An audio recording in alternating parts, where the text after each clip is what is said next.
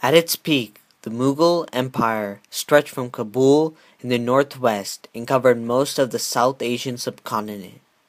Descendants of the Great Timur, the Mughal emperors ruled over a vast land from the 16th century through to the late 17th century, and commissioned some of the most beautiful artifacts and architecture in India, including the incomparable Taj Mahal.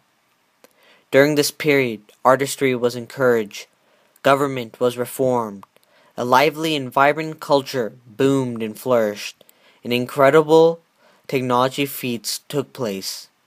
Because of this, the Mughal Empire of India created a footprint in world history that will never be forgotten and became one of the greatest empires of its time.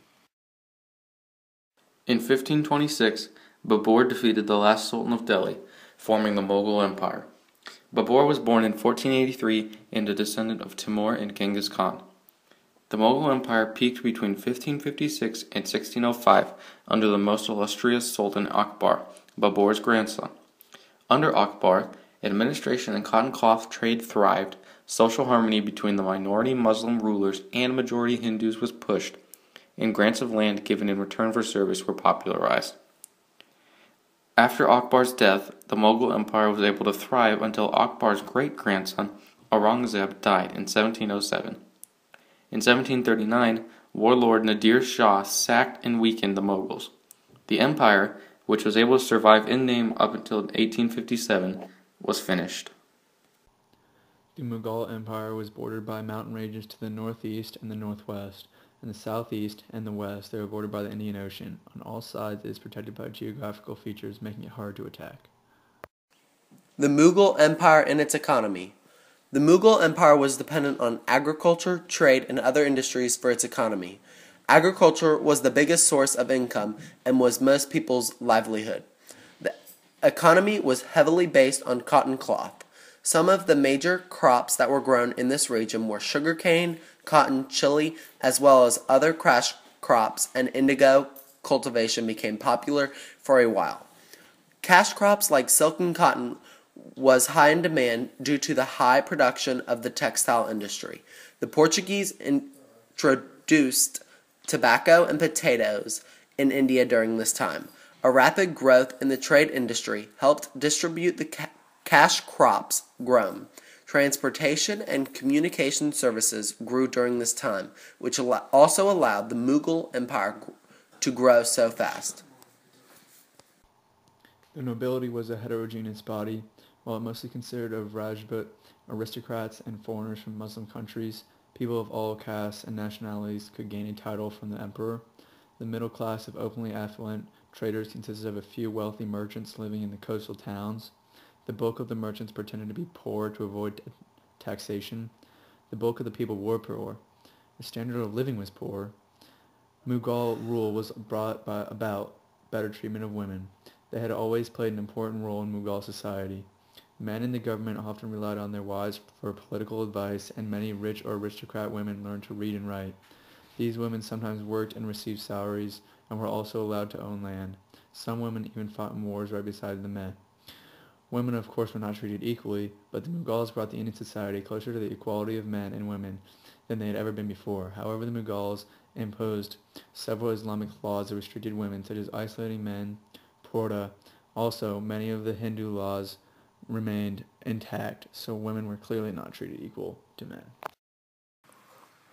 The greatness of the Mughal Empire's achievement in the political unification of India was matched by the splendor and beauty of the work of the architects, poets, historians, painters, and musicians who flourished in this period. The resemblance of the Mughal Empire to the Bourbon monarchy in France is often compared. In India, like in France, a literate and refined court gave a recognizable style and manner to a wide variety of arts. As patrons of painting, the Mughals gave the world a legacy of enduring beauty. Also, Mughals patronized music lavishly, and in this Akbar led the way. During Akbar's reign, the mental sciences, logic, philosophy, and theology had taken a new importance in the community. A major Mughal contribution to India was their unique architecture. Many monuments were built by the Muslim emperors, especially Shah Jahan. The period of his reign was the golden age of Mughal architecture. Shah Jahan erected many monuments, the most famous of which is the Taj Mahal at Agra, built in 1632 to 1654 as a tomb for his beloved wife. Some smaller influences include new trade routes to Arab and Turkic lands and the development of Mughali cuisine. The Peacock throne was one of the most splendorous thrones ever created. The throne was ascended by silver steps and stood on golden feet set with jewels. It was backed by representations of two open peacocks inset with diamonds, rubies, and other stones. The original throne was built for Shah Jahan in the early 17th century. However, the throne was seized when the Iranian conqueror Nadir Shah captured Delhi in 1739. He brought the throne back to Iran, but lost it in warfare with the Kurds. Never to be seen again, it was probably dismantled for the precious inlaid jewels. Other reproductions were created, but none as splendid as the original Peacock throne, lost to history. The Mughal Empire provided a system of government that shared many ideas with the Sultanate, as well as bringing in some new ideas of its own. It also incorporated many Indian ideas as well. The empire was military in nature, with every officer of the Mughal state a member of the army. This is because the Mughals were a small Muslim minority ruling a largely Hindu country. Because of this, political laws and rules were difficult, and the Mughal Empire needed to find a formula for Hindu-Muslim coexistence. Babur was the founder of the Mughal Empire in 1526 when he defeated the last Muslim Sultan of Delhi.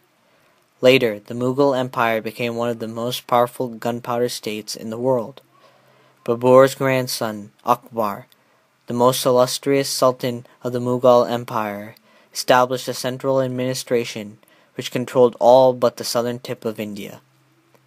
The revenue system is an important part of any government, and the Mughals had a fairly well-organized system of revenue collection. Land revenue continued to remain an important source of income for the state. Akbar granted land revenues and grants of land, called mansabs, to military officers and government officials in return for service. The Mughal Empire and its religion. Hinduism was the main religion in India. The spread of Muslim arts, culture, and their faith to other areas affected the way the Mughal Empire thought about its religion. Islam and Hinduism had been the two most prominent religions in India. The Mughal Empire was a time period of peaceful religions and cultures flourishing between the Hindus and Muslims of India. A culmination of Islamic Hindus spread across India in a cultural pollination. Although some only believe in Islam or Hinduism by itself, many do believe in a mixture of both religions. Due to the mixture of the religions, cultures spread more quickly than normal. The mixture of religions changed on the people's traditions as well. Akbar makes himself center of new divine faith, which blends pretty much any religious idea ever thought of. Akbar's religious views didn't survive, but the court culture he instilled did under his grandson, Aurangzeb. Persian was the language of Mughal intellectual life. In technology, Fath Ali Shirazi invented the autocannon in 1582, which was the earliest form of a multi-shotgun. The first prefabricated homes and movable structures were invented in 16th century Mughal India by Akbar the Great. Considered one of the most remarkable feats in metallurgy, the steamless globe and celestial globe were invented in Kashmir by al-Kashmiri ibn Laquem in 1580. Astronomy was also important to the Mughal Empire.